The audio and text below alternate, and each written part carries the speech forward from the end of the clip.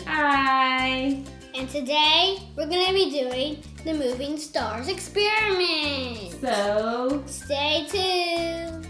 The first step is to bend 5 toothpicks in half without breaking them, like this. alright, so those are bent toothpicks. Alright, let's go to the Next step! Now we're going to fold them into a star.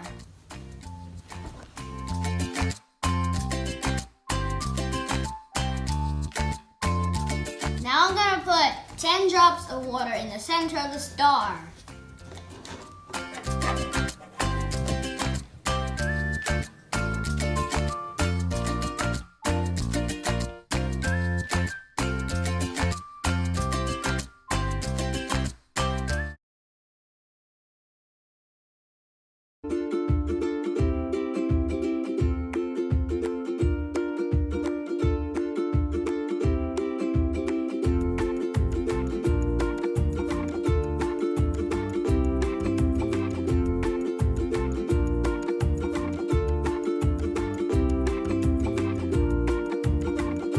Thanks for watching. Bye. Bye. Remember to subscribe.